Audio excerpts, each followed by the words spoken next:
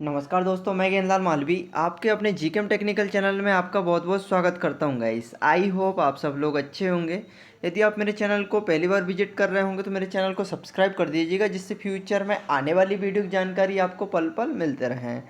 तो guys, basically आज का वीडियो अपकमिंग वैकेंसी कब तक आने की पॉसिबिलिटी है उसके रिगार्डिंग होने वाला है।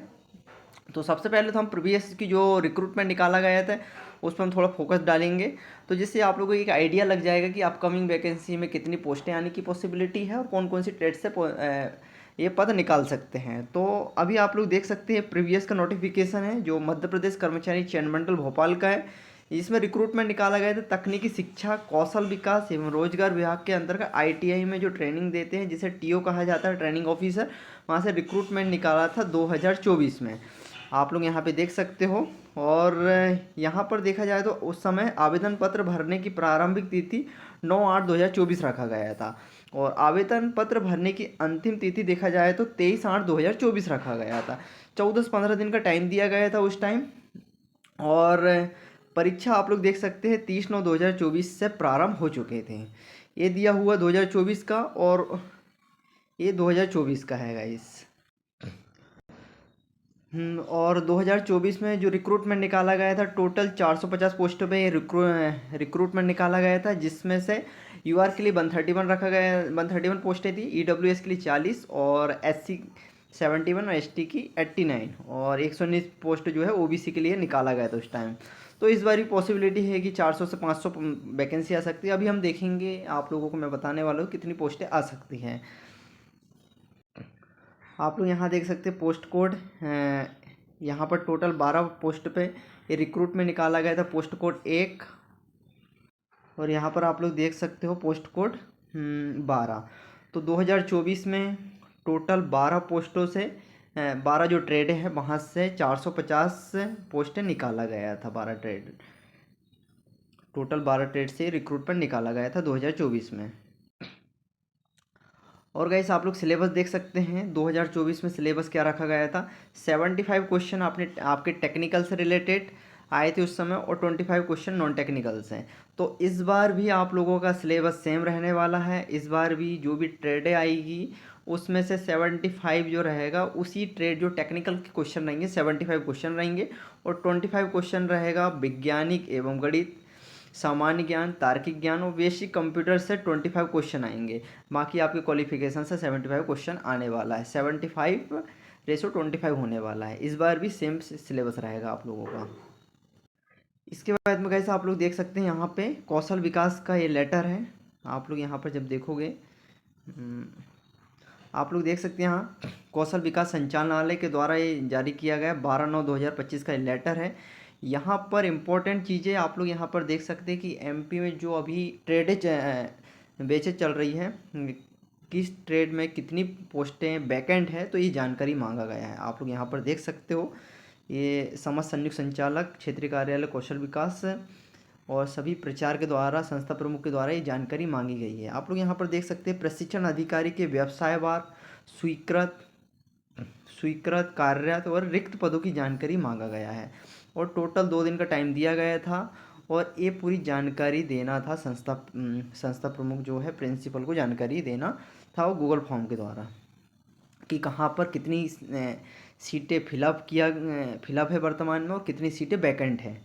तो यहाँ पर आप लोग देख सकते हो, यहाँ पर 2 दिन का टाइम दिया गया था, जिसमें से कुछ आवश्यक निर्देश में है। आप लोग यहाँ पर देख सकते हैं ये संचालक महोदय का जो आदेश क्रमांक है, जिसमें जो नवनियुक्ति अभी जो 450 पोस्टें निकाला गया था, 450 पोस्टें निकाला गया था 2024 में, उसमें 450 पोस्टें में से 296 पोस्ट अभी 296 का अभी अपॉइंटमेंट ऑर्डर जारी कर दिया गया है, और टोटल जो अभी कैंडिडेट बचे 154, तो उनको भी बहुत जल्दी पोस्टिंग मिल जाएगी। लेकिन इसके पहले ही आप लोगों की अपकमिंग वैकेंसी भी आने वाली है। तो अभी मैं आप लोगों को साइट पे जाके बताऊंगा कि कब तक आने की पॉसिबिलिटी है, और ईएसबी के द्वारा कब तक प्रस्तावित किया जाना है, और नोटिफिकेशन कब तक आ सकता है। तो ये लेटर आप लोग देख सकते हैं, आप लोगों को क्या आइडिया लग जाएगा। यहाँ पर क्लियर कट में कहा गया है कि जो नवनियुक्ति प्रशिक्षण अधिकारी की नियुक्ति है जिन जिन संस्थानों में की गई है उन पद को भरा हुआ माना जाएगा। सेकंड नंबर पे दिया हुआ है संलग्नीकरण एवं संस्था प्रमुख का दायित्व निभा रहे हैं जो आईटीआई में पहले से टीओ हैं और प्रिंसिपल का चार्ज लिए हैं, तो वो प्रिंसिपल नहीं कहलाएंगे, उनका पद टीओ ही रहेगा। उनको अभी टेम्परेरी बेस पे उनको चार्ज दिया गया है। यहाँ पर कहा गया है कि पद को भरा हुआ माना जाएगा। थर्ड नंबर पे देख सकते हैं प्रशिक्षण अधिकारी की नियुक्ति हेतु व्यवसायवार नियमित रिक्त पदों की संख्या की आवश्यकता है। और आवश्यकता क्यों है, यहाँ क्लियर कट में लिखा गया है।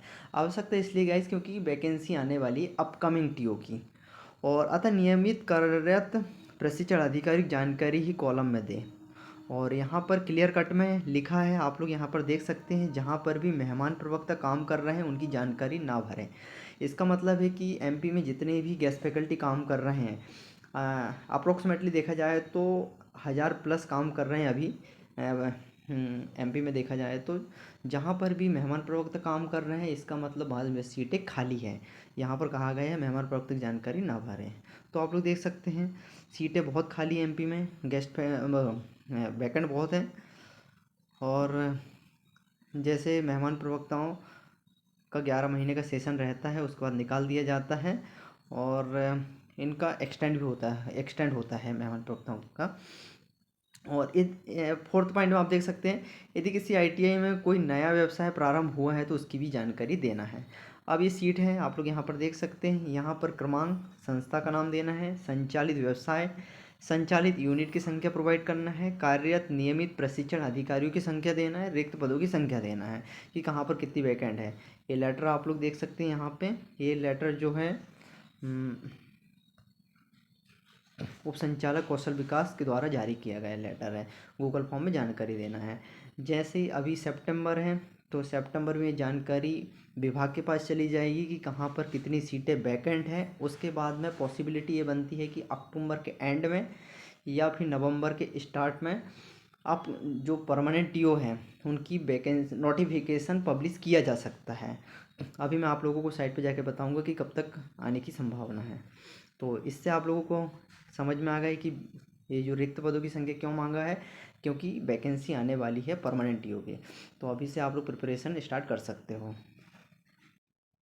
इसके बाद आप लोगों को गूगल पर सर्च करना पड़ेगा ईएसबी, आप लोग यहाँ पर देख सकते हो। इस पेज पे आने के लिए आप लोगों को सबसे पहले तो गूगल पे सर्च करना पड़ेगा esb.mp.government.in की साइट पर। जैसे ही ये आप लोग साइट पे विजिट करोगे तो कुछ इस प्रकार का इंटरफेस खुल के आएगा आपके सामने। तो यहाँ पर आप लोगों को क्लिक करना है एग्ज़ाम शेड्यूल पे।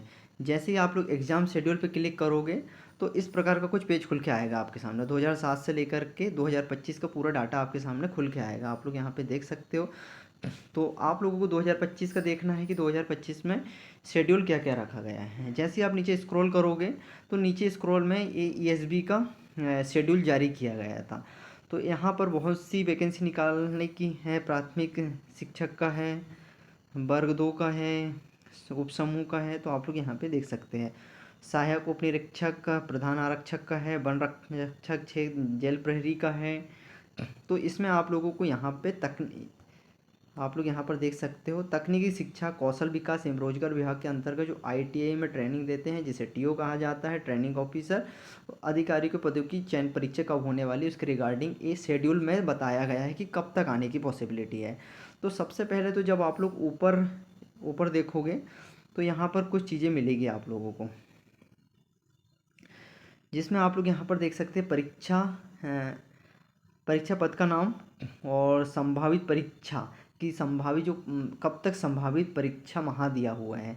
इसके बाद यहाँ पर आप लोग जैसे ही देखोगे ये वाला संबंधित विभाग द्वारा ये जो पत्र सहित नियम पुस्तिका को अंतिम स्वरूप दिए जाने का मतलब ईएसबी को प्रेषित किया जाता है। उसके बाद सीटें डिसाइड की जाती है जिसमें दिया हुआ है। इसके बाद फिर कितनी वैकेंट है, जो अभी मैंने आप लोगों को एक लेटर बताया हूँ, तो वो लेटर जैसे ही प्रिंसिपल के द्वारा कहाँ कहाँ सीटें वैकेंट है, कहाँ फिलअप की गई है, ये सब जानकारी जब विभाग के पास चली जाएगी, जब विभाग के पास पूरा डाटा चला जाएगा, विभाग के पास पूरा डाटा जाने के बाद फिर आप लोगों को यहाँ मतलब पब्लिश किया जाएगा कि कितनी पोस्टें पर रिक्रूटमेंट निकलने वाली है।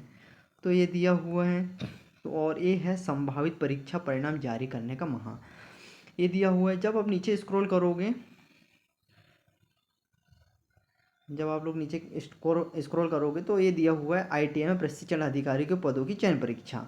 तो कब एग्ज़ाम हो सकता है, यहाँ संभावित दिया हो दिसंबर 2025 में एग्ज़ाम कंडक्ट करवा लिया जाएगा, यहाँ क्लियर कट में कहा गया है।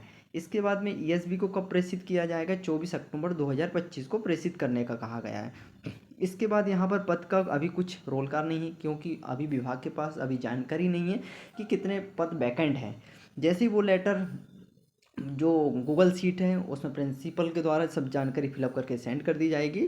तो यहाँ पर ESB के द्वारा देखा जाए तो अक्टूबर के लास्ट महीने और नवंबर के स्टार्ट में नोटिफिकेशन जारी कर दिया जाएगा आप लोगों का।